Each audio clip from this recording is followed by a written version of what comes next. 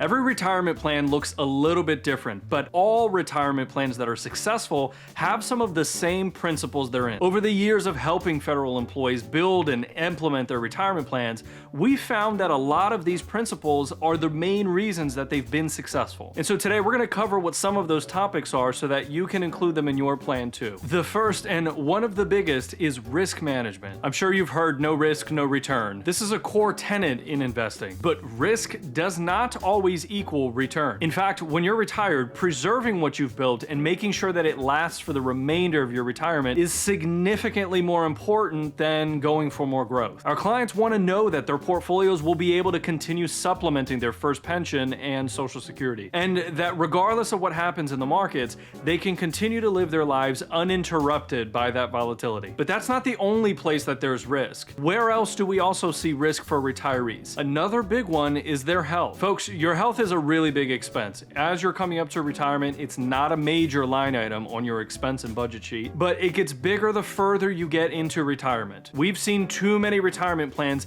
not factor in or not give the appropriate amount of weight to this kind of expense over the long term. To give you an idea, we've had clients who have been in long-term care facilities, and the costs of being in a facility like that were surplus of $100,000 a year. Now, of course, that's going to vary depending on where you live and what kind of care you need, but this kind of expense can be a torpedo to your retirement plan. And what about the risk of running out of money before you run out of time? Is your portfolio set up in such a way that it can keep up with the rising costs of living, as well as replenishing the money that you're pulling from it to supplement your life? In retirement, your expenses, this being time and this being expenses, they're generally not stagnant, right? Over a retirement, we're not going to see expenses just remain pretty flat over time. It's more realistic that we will see your cost of living and expenses be more like this, right? Over time, it gets more expensive for the same goods. And if your wealth is not growing fast enough to keep up with that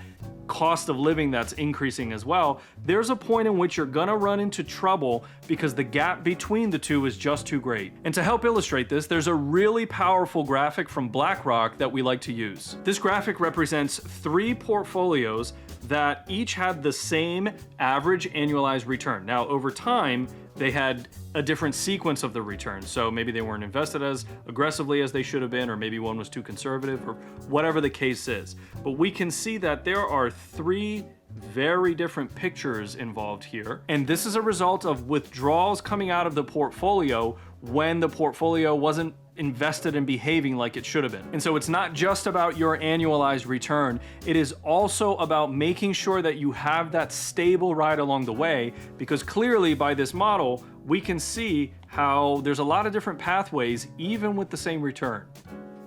The next factor in every successful retirement plan is that it's highly efficient. Now, efficiency belongs in retirement plans in a variety of different ways. First, you want to ask yourself, is there efficiency in the overall plan? So how organized is your retirement plan? Do you have accounts in a variety of different places? Have you taken the time to pull together all of the information that you need to develop a proper retirement plan? When families come to work with us, we give them a list of everything that we're going to need to help us make a solid retirement plan that's going to be successful for them. The most important thing you can remember is that financial planning is GIGO, garbage in, garbage out. If your inputs to the plan are not accurate or they're inputted incorrectly, then the models that are going to come out of that are also not going to be correct. But there's also efficiency in your taxes as well. Folks, when you retire, that is the first time in your life under which you have full control of your taxes. Sure, your first pension and Social Security are taxed, but during the period of time which is your tax planning window,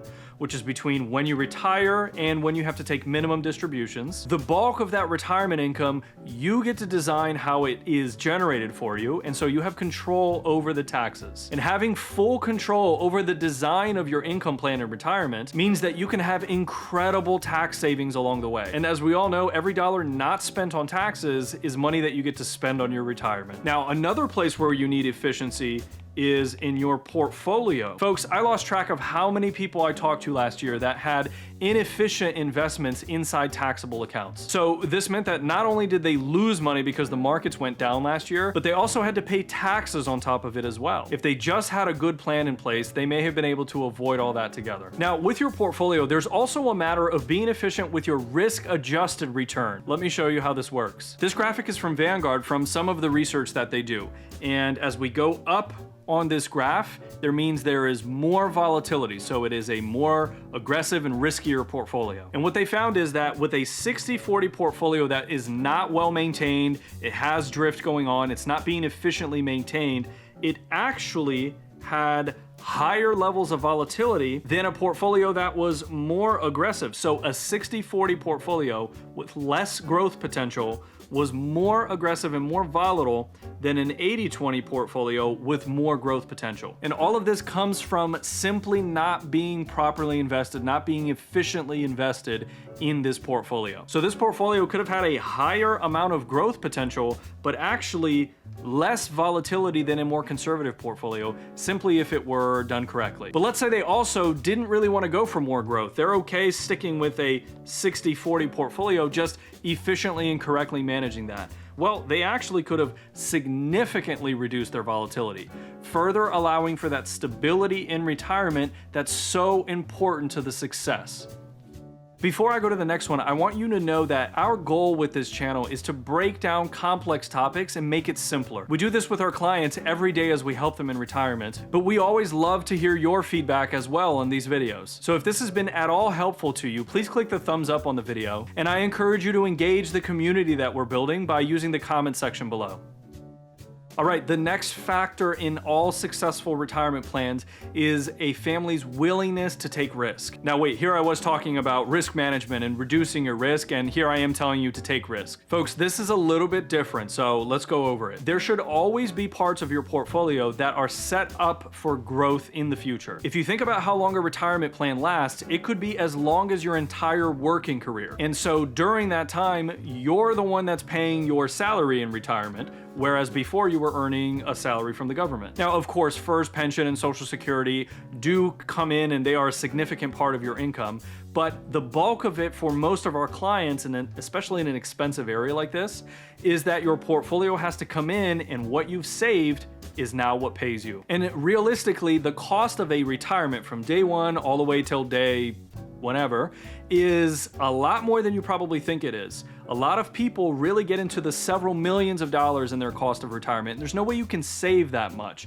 So that's where having some parts of your portfolio set up for growth, because future you is going to need money just like today you. And if you're spending it along the way and the markets are volatile and inflation is eating your purchasing power, how are you growing it fast enough so that you'll have more money to spend later? If you've seen any of our other videos, you may have heard me talking about how portfolios should be invested in different buckets. We're not going to review that in this video, but if you haven't seen that, our team's going to put a link in the description for you, and I highly encourage that you take the time and watch that video after this one. Folks, if we look at a 3% annualized inflation and we apply that to, say, about a decade worth of time, if your money is not growing fast enough to continually outpace inflation, then you can expect your portfolio to have about 30% less purchasing power than it does today over that time frame. Think about what having 1/3 less of purchasing power can do to a retirement plan. So the goal is always to have some of your money inflation fighting the entire time that you're retired. Now, how much belongs in that? That is a personal conversation because it's going to vary on every plan. But you need to have that money growing for you because future you is going to want the same lifestyle as you have today, and those costs are going to be higher in the future, so you got to make sure you keep up. And the next critical part of every successful retirement plan is a good foundation of education. The decisions we make every day are all influenced by our knowledge. And so if we say to a client, hey, we think you should be invested more like this, we want to make sure that we take an educational approach so that they understand why we are making this recommendation. Because it's important that our clients feel comfortable with that decision and that they understand why we're doing it, not simply because we told them to. And folks, here's the key reason for that. In retirement, it's not just about getting the maximum own growth. We've talked about this, right? There's a need for a sense of overall fulfillment and peace of mind that what you're doing in your plan is going to help you continue having financial independence. And so we take this informative approach not for our clients to become experts, because that's what we're here for, but for them to have that sense of comfort about what's happening and how that relates to their financial independence going forward. You can have the most financially successful plan, but if you're constantly living in fear and not really able to enjoy your retirement, we don't view that as a success. And I would argue that your retirement plan needs adjusting. This is why we tell our clients that financial planning and true retirement planning lives in the middle of both science and art. Yes, there's the economics and all of the modeling and the formulas and all of the economic components of coming up with the right strategy, but there's also what is the right strategy for you. And having a sense of comfort and being truly fulfilled and having that successful retirement plan means that you're often meeting in the middle. It's not always about the growth. If it were, be 100% in stocks, take Social Security at 70, and never retire. Have a nice day. It doesn't work out that way in retirement.